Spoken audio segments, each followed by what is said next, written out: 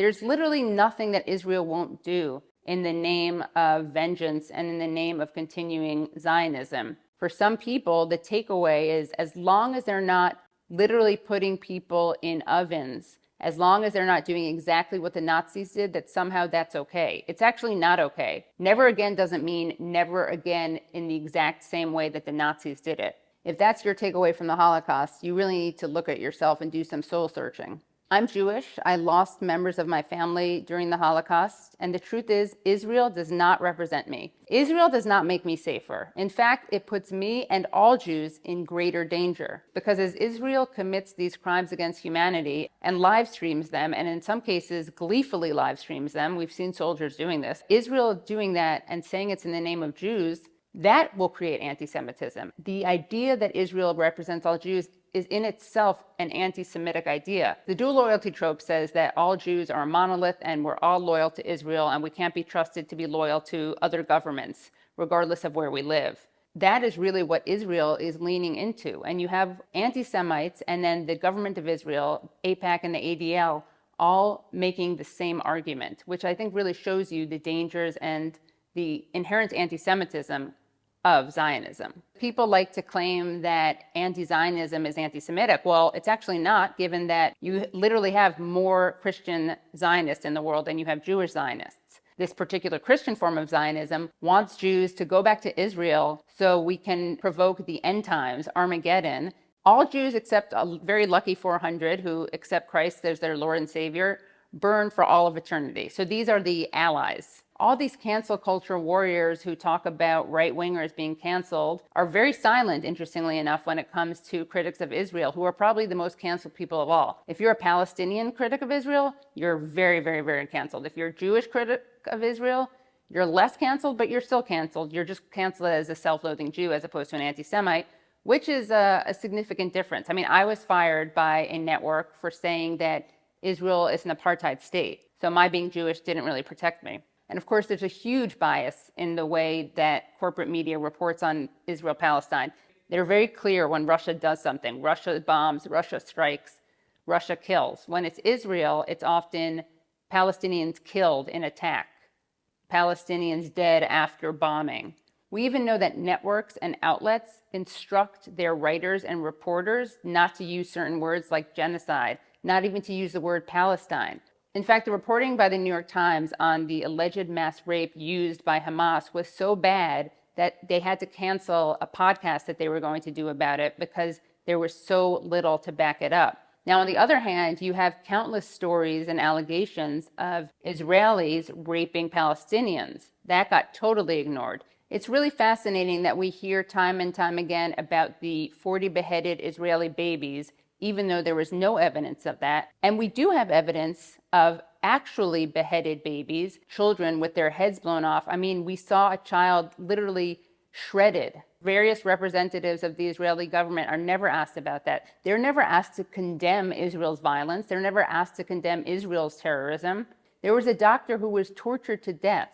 If you don't already feel disturbed by the images of Palestinians or the stories of Palestinians, the story of Hind Rajab, who was left in a car to die when she was begging for help, and Israeli soldiers shot up the car and shot up the ambulance trying to rescue this girl. If that doesn't haunt you, I would really urge you to imagine this happening to a Jewish child during the Holocaust. I think that Jews should understand this, if anything, more than other people, because of our history of being targeted, of being otherized, of being compared to vermin, of attempted extermination, of genocide and ethnic cleansing, and of the world looking the other way. That is something that we have to remember. That happened to us. We can't let that happen to other people. That's not justice. That's not how we honor those killed in the Holocaust. Everything that Israel tells you about its founding, about its history, and about its role today is a lie. Some people think, oh, Israel was founded for Holocaust survivors, and then it got greedy and took over too much land and ruined its founding mission, which was to be a safe haven for Jews. The truth is, it was founded on ethnic cleansing. It was not a utopia. I think it's really eye-opening to look at the actual language of early Zionists, because they were calling their banks colonial trusts. They were talking about how natives always resist colonists. In other words, it's not just critics of Zionism who describe Zionism as colonial, it was the Zionists themselves. Israeli society really had a lot of disdain for Holocaust survivors. So they did something very disgusting. They both weaponized the Holocaust to justify their extermination of Palestinians, and they mistreated Holocaust survivors. In fact, they even referred to them as sapon, which means soap in Hebrew. And that was because there was a myth that Nazis turned Jewish bodies into soap. It's not true, but that was a myth. And the important thing is that people thought that was true, and they thought it would be appropriate to call survivors by that name. Israel wanted to create a new Jew that was armed, that was working the land. They were ashamed of the Jews who were killed. They thought that they went to their slaughter like sheep. They were ashamed of Jews who were religious, Jews who were scholars, Jews who were also cosmopolitan. They really did, ironically, internalize a lot of anti-Semitism. There were Zionist bombings in the Middle East that were used to scare people into emigrating out of Iraq, out of Morocco, and into Israel. That's how little they cared about Jewish people. They bombed synagogues in order to get people to leave the Middle East and go to Israel, where they would be mistreated, which is what happened to Mizrahi Jews. Some were basically put into camps. They rejected Yiddish, which was spoken by Eastern European and diasporic Jews, and they also rejected Arabic, which was spoken by Mizrahi Jews of the Middle East. Yiddish is an amazing language, and it's dying out, and the reason it's dying out is because Israel chose to create modern Hebrew, which no one spoke, and they had a lot of disdain for a lot of Jewish culture. So Israel has always been a racist project in many ways, against Palestinians, but even against Jews themselves. And it's been an anti-Semitic project as well.